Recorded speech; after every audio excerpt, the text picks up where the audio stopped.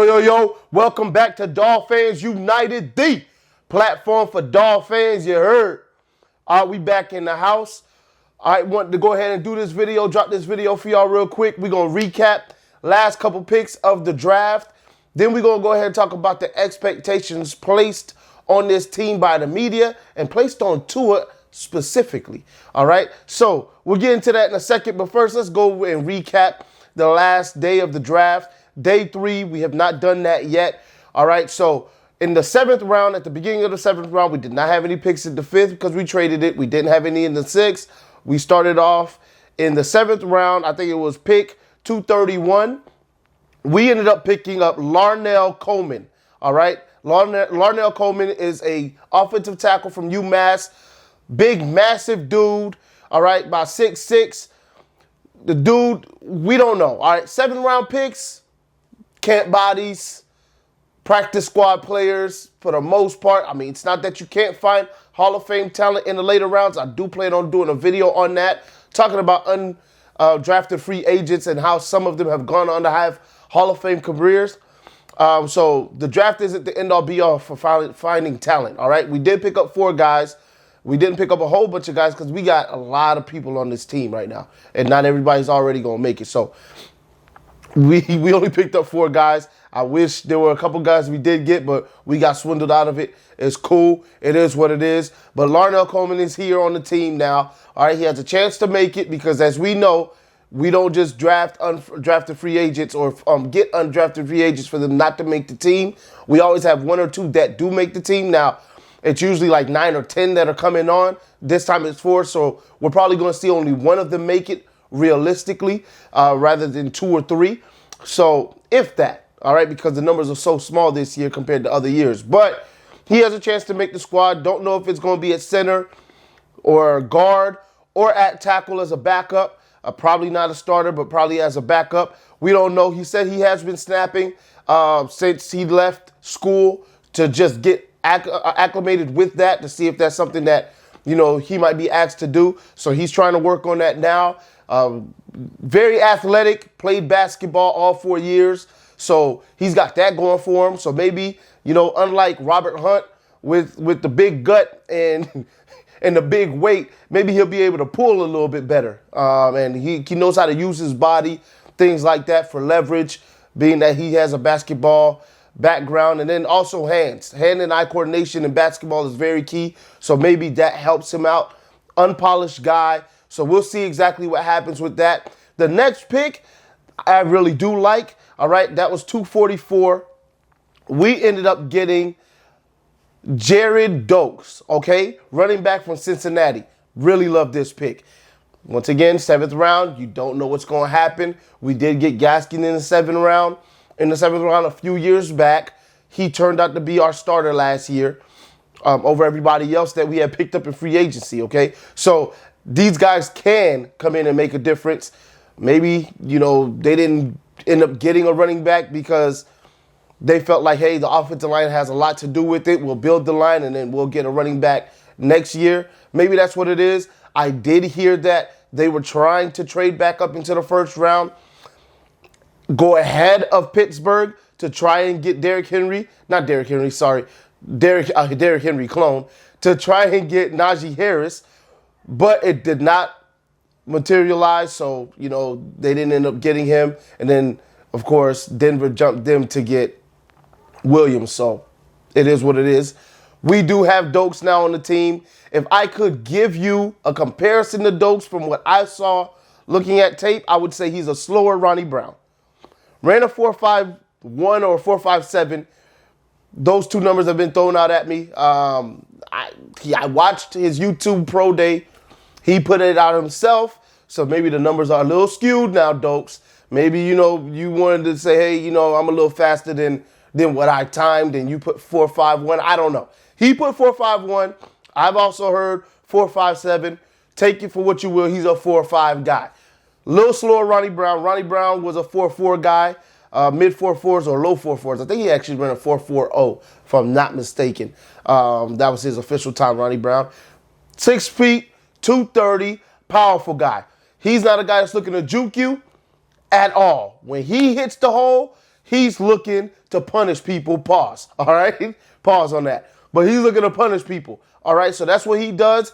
That's his niche. That's going to be his niche in the league, is a short yardage guy. But he can burst for 40. He'll get you 40. All right?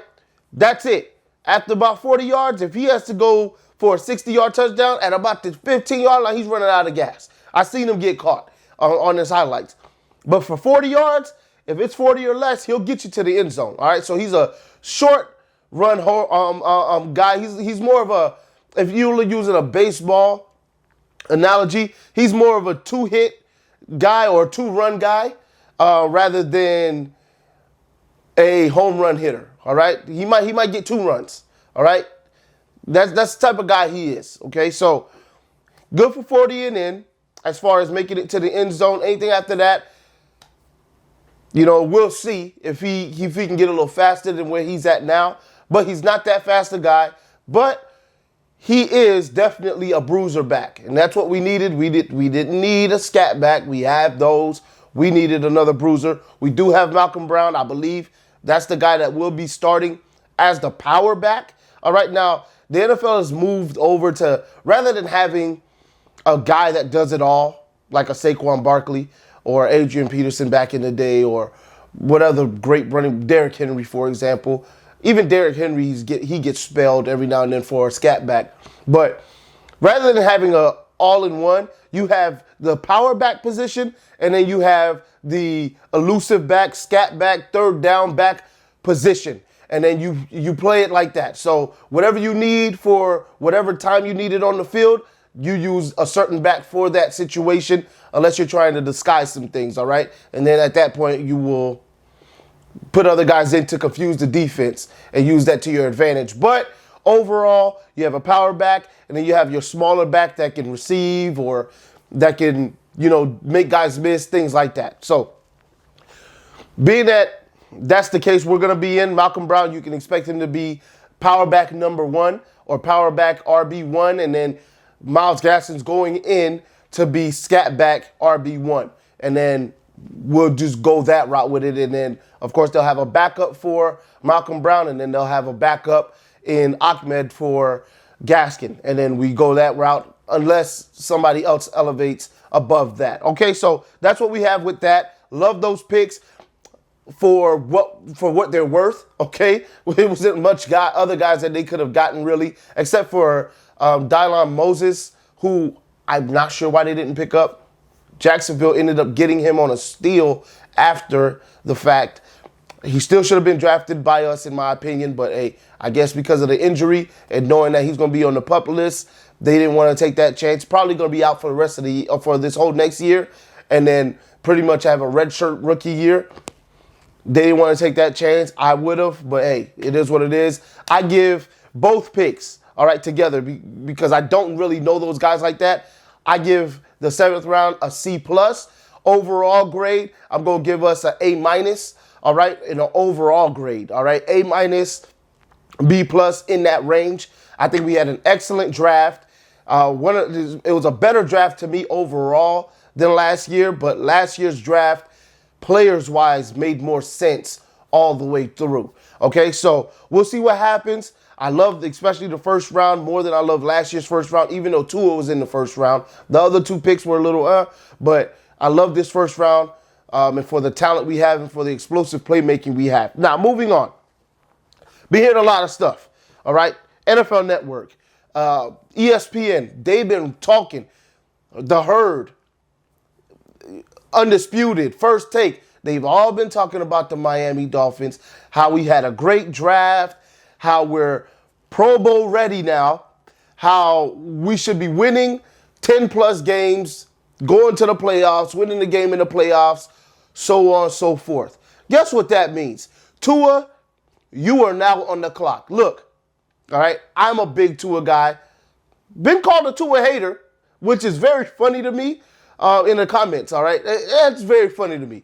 If you know me, you've been watching me for a while, kind of far from a Tua hater, like a Tua hater. All the videos I put out about Tua positively, yeah, so I don't pay any attention to that. I know I'm not a Tua hater. It doesn't make sense for me to be a Tua hater. All right, all the good I talk about the man, but this is one of them times where you're gonna think I'm probably a hater. Tua's going to have a lot of pressure on his back this year. Okay, do I believe he's going to perform? Yes, but if he does not, heads are going to roll early because right now, what the Dolphins have given Tua on offense is no excuses. We got wide receiver playmakers, okay? Now, whether they can stay healthy, that's another thing, but Tua's going to have to make do. Devontae Parker, Preston Williams, Fuller, Waddle, Jakeem, if he stays on the team, even Albert Wilson. We've got playmakers. I forgot about Lynn Bolden. We have playmakers, guys. Playmakers. There's no way Tua shouldn't have 4,000 yards passing. Gesicki, all right? There's no way, absolutely no way. Tua shouldn't have 4,000 yards passing unless he gets hurt, God forbid, okay? Tua's going to have to produce. They're not waiting for him. Yes, this is his second season, but they put all these tools around him, all these playmakers around him, because they feel like, hey, we are ready now. Defense is getting right. They're adding guys there. Offensive line, they're trying to shore up, although they still don't have a true center past Skura, but we hope that works out. All right. Offensive line, they're trying to shore up. They have playmakers. Running game, by committee, should be fine if the offensive line can open up holes. We do have guys that can, get the job done, although they're not superstars. But, hey, you just never know what can happen. Running game should be there. All we need now is for Tua to step up to the plate and do what he's supposed to do in his second year. I believe he will. Tua's working hard right now. Okay, he's working hard. Now, I hope he is getting in the playbook because if there's one thing I heard about Tua that I didn't like, it's that when Devontae Smith was being asked about the difference between those two, Mac Jones and Tua, he was saying that Tua is more of a get in the game and instinct type of guy. I'm gonna when you do this, I'm gonna know to do this because of instincts and reading the play after the hike. Mac Jones knew where he wanted to go before the ball was snapped, okay? Tua in the NFL, same problem. All right, same exact problem. Mac Jones, yet to be determined, we don't know. But apparently, Mac Jones was way more into film, way more into studying than Tua was. I don't know how true it is. I don't know if Devontae meant to put it out like that, like Tua's not watching film. But because I believe Tua was watching film, but for whatever reason, it wasn't translating the same way to him as it was for Mac Jones to him, okay? So if Tua's not going to be in his playbook, if Tua's not going to be watching film, dissecting defenses the way he needs to, it's going to be a long season again. Plain and simple. And like I said, I'm a big Tua fan, huge Tua fan. But Tua's got some proving to do. He did not make a name for himself his first year. He did okay. He wasn't a bust. He wasn't horrible, but he wasn't great. We got to understand that. Tua was not great. If that makes me a hater because I said Tua is not great, y'all don't know football, okay? Tua was not great. Plain and simple, all right? There's no other way to put it. He wasn't great, all right? And I'm saying this a lot for you guys that keep coming at me in the comments saying that Tua was great. No, Tua was not great last year. Tua was not great. You know what was great? Justin Herbert. That was great. That's what you want to see as a great rookie season. All right? Whatever, 29, 30 touchdowns, whatever he threw. I think it was over 30 touchdowns. The man balled out for a rookie. That's great. Tua wasn't that, so he wasn't great. Yes, Tua won. All right? That's the one thing about Tua that we have going for us. But that's because the defense did well and Tua didn't make as many mistakes until game 17. All right, so game 16, sorry. Until game 16 against Buffalo where he threw those 3 interceptions. One, not necessarily his fault because Devontae Parker fell down. I get it. I understand. So let's say 2 interceptions, all right? Let's just say, for the sake of argument, let's say 2 interceptions that were his fault. Tua needs to do better. He's going to have to step his game all the way up because out of the first 10 teams that picked this year, we're the ones more likely to be a Pro Bowl team, playoff contenders. You know, I don't edit, we leaving that in. Playoff contenders more than anybody else. The pressure's there. The pressure should be there. We should be second in the division. Yes, I know Cam Newton's coming back. Yes, I know they have Mac Jones.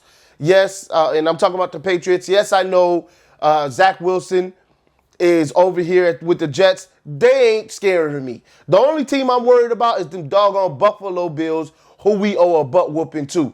That's it. We should win 10 games. All right, now we got 17 games now. So ain't no 500 no more. 500 don't exist. All right, 500 don't exist. If we can't get over 500, it's a problem. All right. Best we could go for ourselves at this point would be 9-8. Ain't no 8-8. You either 8-9, sorry, or 9-8. All right, 9-8 should be the absolute worst, but we should get 10 games with ease, possibly 11, and that's whether Tua is having a great season or being average. We should still get to 9 games